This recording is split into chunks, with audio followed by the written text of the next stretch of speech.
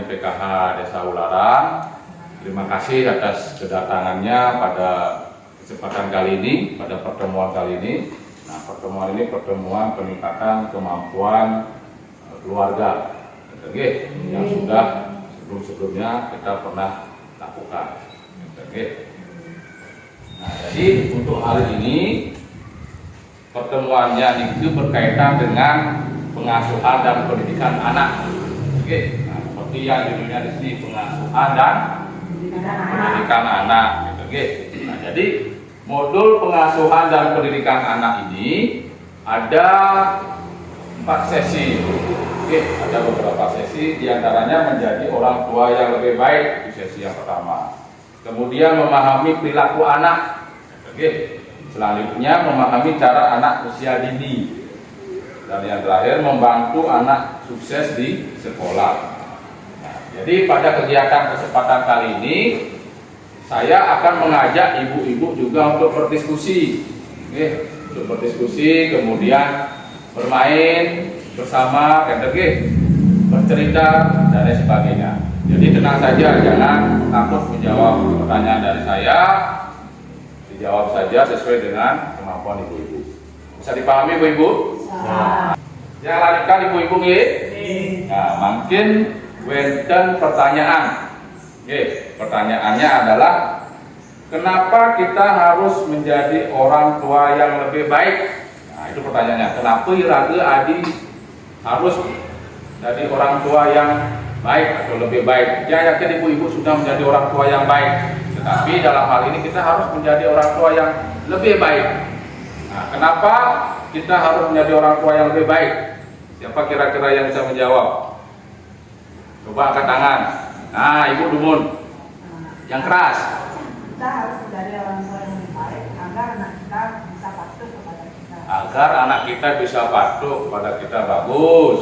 Terima kasih Ibu. Coba Ibu lagi. Agar anak kita lebih baik dari kita. Agar anak kita lebih baik lagi dari kita. Ya. Oke. Nah, berikan tepuk tangan Dumun. Oke, jadi kesimpulannya adalah kita akan belajar bersama bagaimana menjadi orang tua yang lebih baik lagi. Karena orang tua yang lebih baik akan membesarkan anak yang hebat. Nah, makin yang akan suruh ibu-ibu membentuk kelompok kecil, masing-masing kelompok itu jumlahnya 3 orang. Ajak dulu, masing-masing kelompok itu. Nah, bisa dipahami Bu? Nah, makin langsung ajak dulu, masing-masing bercerita di kelompok kecilnya. Di sini Ibu bercerita, yang lainnya mendengarkan kalau yang lain bercerita ya. Ini juga seperti itu dan seterusnya. Bisa dipahami Bu Ibu? Nah, jadi yang berikan waktu untuk bercerita masing-masing kebaikan anak. Ya, ketika bersama anak apa yang menjadi hal yang menyenangkan, bersama anak. Silakan langsung bisa bercerita.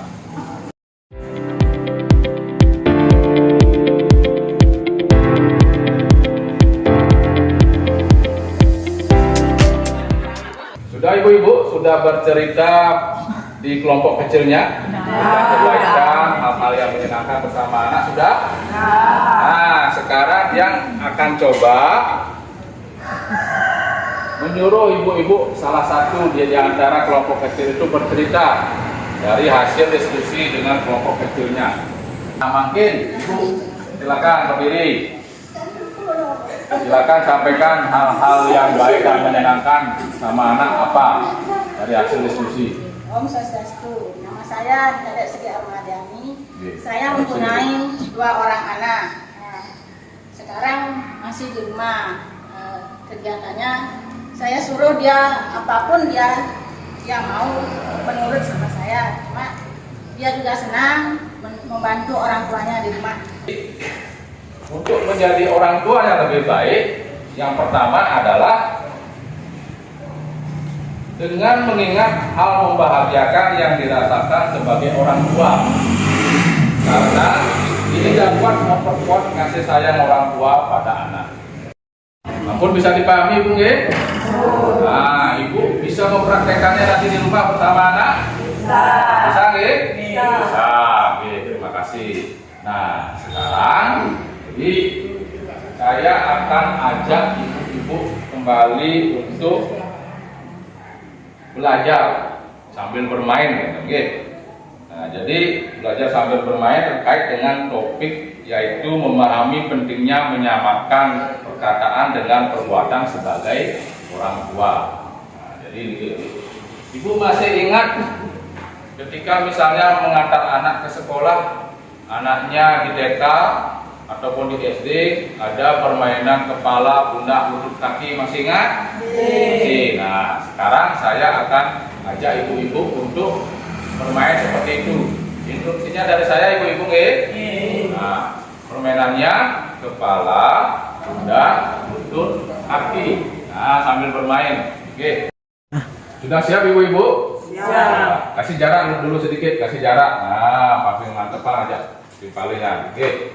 Sekali lagi instruksinya kepala, pundak, lutut, kaki, lutut, kaki. Ampun, Nah, ikuti dia. 1, 2, 3. Kepala, pundak, lutut, kaki, lutut, kaki. Kepala, pundak, lutut, kaki, lutut, kaki. Bisa gampang kan?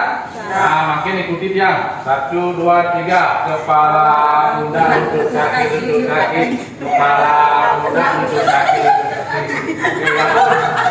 Walaupun cepat, pelan, masih bisa mengikuti ya. Nah, makin ikuti baliknya.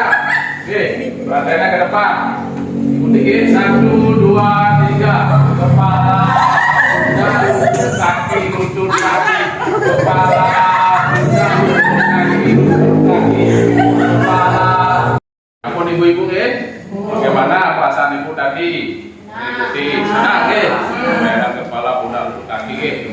Bagaimana perasaan ibu ketika dia menyebutkan bagian tubuh tetapi saat memegang beda dengan apa yang saya katakan?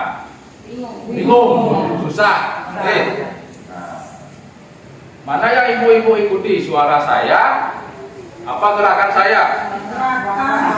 Ada yang suara, ada yang gerakan. Bingung jadinya ya? Oke, nah itu. Nah, jadi kesimpulannya adalah lebih mudah mengikuti apa yang kita lihat daripada apa yang kita dengar. Nah, begitu pula dengan anak-anak ibu-ibu. Anak-anak akan cenderung mencontoh atau meniru perbuatan daripada perkataan kita. Nah, jadi tolong dipahami, cara kedua untuk menjadi orang tua yang lebih baik adalah sejalan antara perkataan dengan perbuatan. Tapi ibu, sejalan antara perkataan dengan perbuatan. Oke, seperti di sini yang poin kedua, sejalan antara perbuatan dengan perkataan. Oke, bisa dipahami, Bisa mempraktekannya di rumah? Bisa, Oke, adik-adik nak menjawab bisa? Oke, terima kasih.